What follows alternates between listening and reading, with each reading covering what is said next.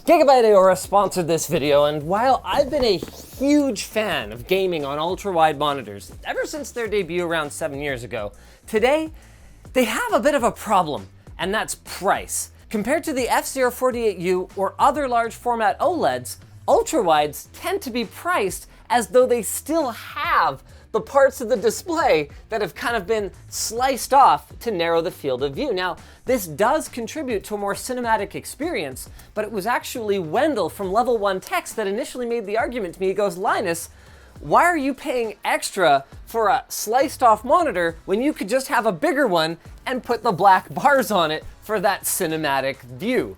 Now, if we were talking about conventional monitor technology, I would say, look, I don't want two glowing black bars shining at me while I'm trying to experience my game or my movie.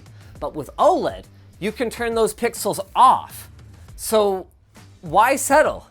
Why not have cinematic ultra-wide when you want it and full gigantic 16:9 when you want to get some work done?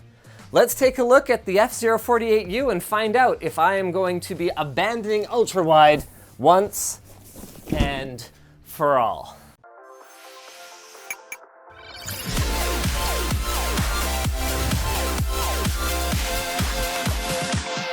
I actually can't figure out how this box opens. It has the normal conventional monitor opening things here, but then it has more TV style ones here.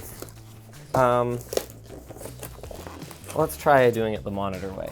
Now, Gigabyte AORUS did sponsor this video, which entitles them to a couple of key product talking points. But before we even get to those, we gotta acknowledge the elephant in the room.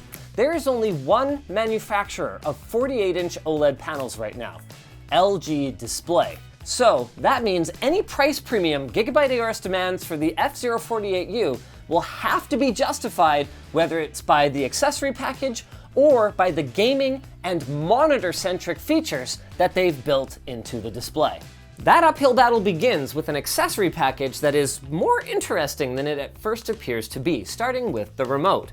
Unlike an LG Smart TV, you're not gonna have a built-in Netflix app or anything like that, but what you will have, hopefully, is more gaming-centric features in a more conventional monitor OSD. The next thing we find here, a DisplayPort cable. That's right, no TV on the market that I'm aware of supports DisplayPort 1.4. Now, whether we're actually able to leverage that to run at 144 Hz 4K with overclocking remains to be seen, but a girl can dream, right?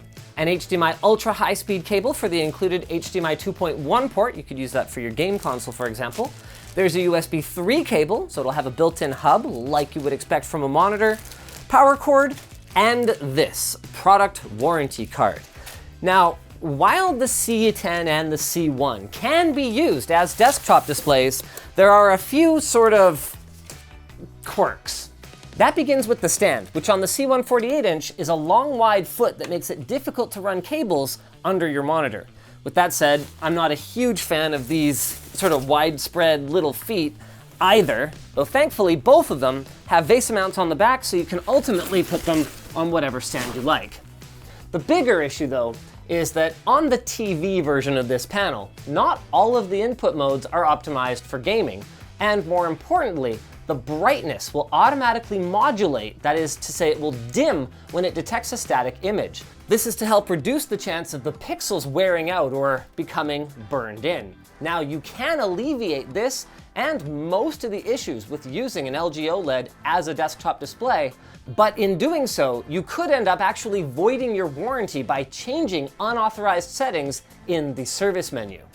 That is why I held up the warranty card, and that is where this monitor might end up standing out for people who really want to use an OLED as a large format desktop display.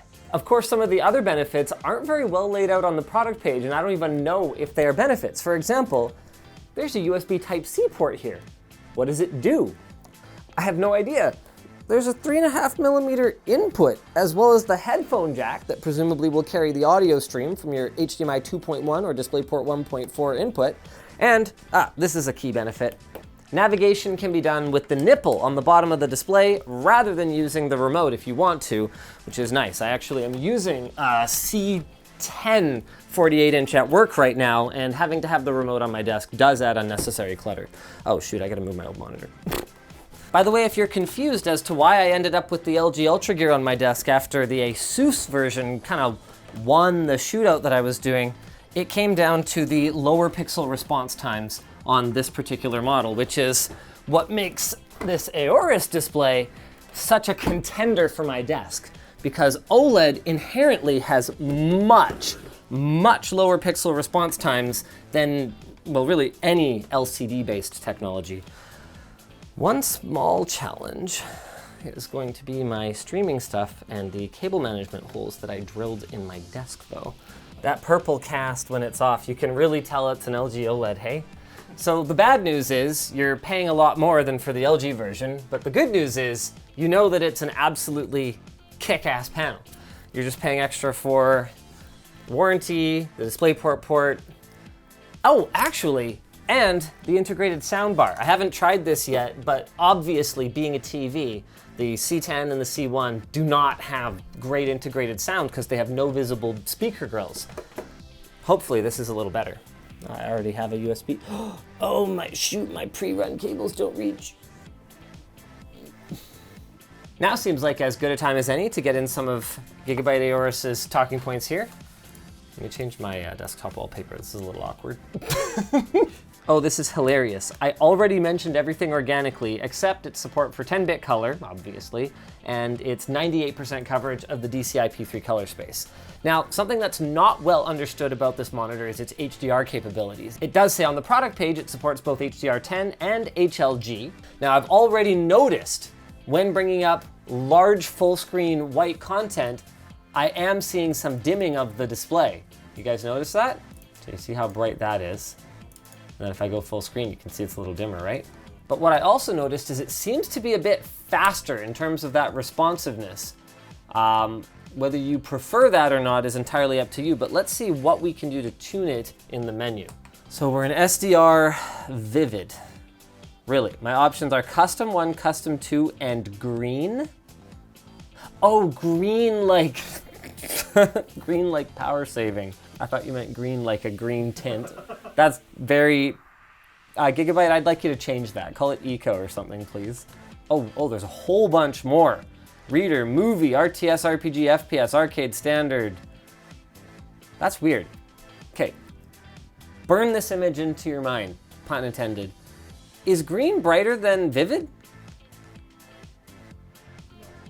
It is. No way, that doesn't really make any sense. But it is. Type-C DSC. I think that's display stream compression. I think it has a Type-C display input, Andy. Wow. That's nice. I'm gonna go get my laptop and find out. Man, imagine it has USB power delivery and charges the laptop and just like has that completely not documented. It totally does! It has power delivery, it charges the laptop. Since we're poking around in the AMD control panel, the reported FreeSync refresh rate is 48 to 120 Hertz, so as long as you don't dip below 48 frames per second in your game, you shouldn't experience any stutter or tearing.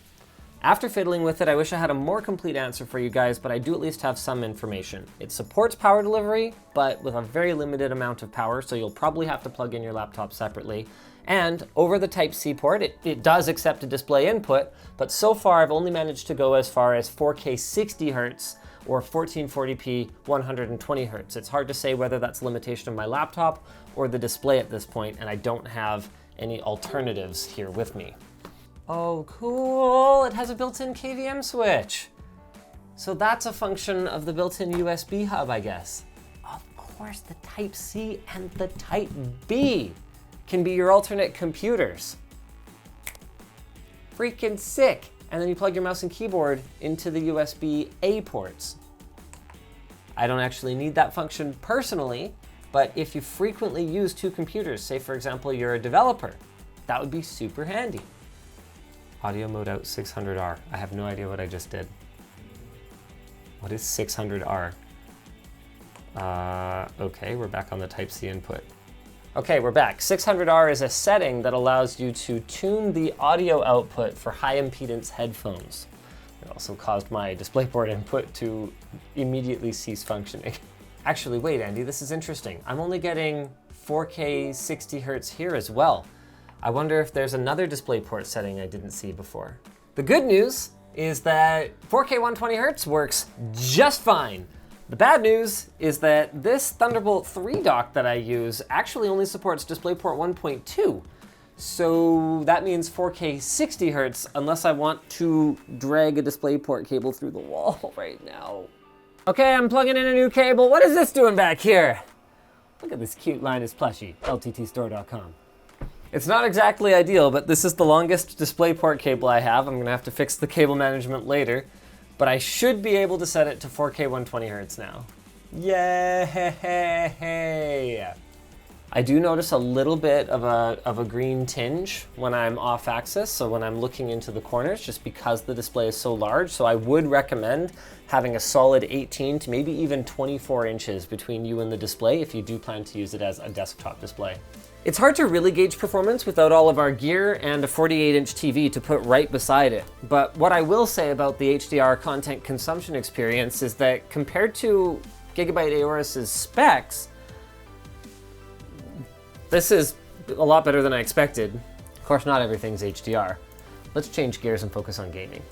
I'll start with one of my all-time favorite games, which happens to benefit from as much screen real estate as you can possibly throw at it, Supreme Commander Forged Alliance.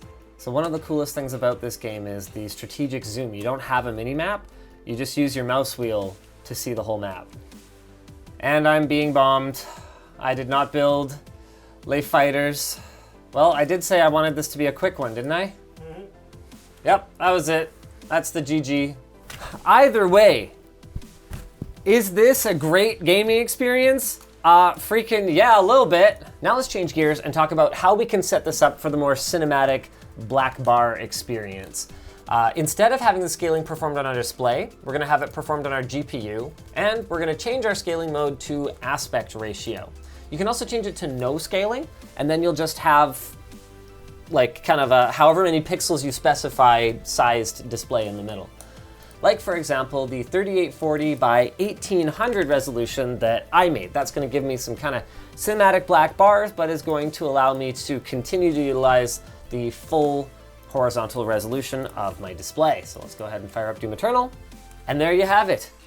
Cinematic, ultra-wide gaming experience on a regular 16:9 monitor. TV, whatever this thing is. The one thing you can't do is make it curved, obviously, and that's something that can be an advantage on a display of this size. Which leaves us one more major thing to uncover.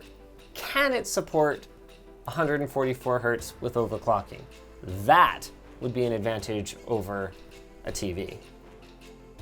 So far, it's not looking good. Sometimes monitors will have a setting that allows them to enable overclocking. I don't see anything like that in here though, so all that's left is to try this one more time and see if it clicks. Okay, we go into the settings menu. It thinks it's at 4K 144 Hz. It's actually at 120 Hz, so the scaler might think it can take a 144 Hz input, but the actual panel does not seem to be running at 144. I thought maybe AORUS figured out some kind of super cool way to get it to run at 144. The reality of it is it's not a huge difference between 120 and 144 in terms of the perception, but I mean, hey, every little bit counts. The last things left. You can't take a step forward without a leap of faith. Yeah, the built-in speakers they're okay. They're bigger and they fire directly at you, which is an advantage, but they're still monitor speakers and you're still gonna need a nice pair of cans. And that's it. Whether or not you need a monitor like this, well, that's up to you. But I can tell you that the experience of using a large format display like this as a gaming monitor, unfreaking believable, and I will not be swapping this out for my ultra-wide. This is coming with me to the new house and my new gaming setup. Though I'll probably get like a VESA mount for it. So it comes off the back of the desk and I have like a nice clean setup.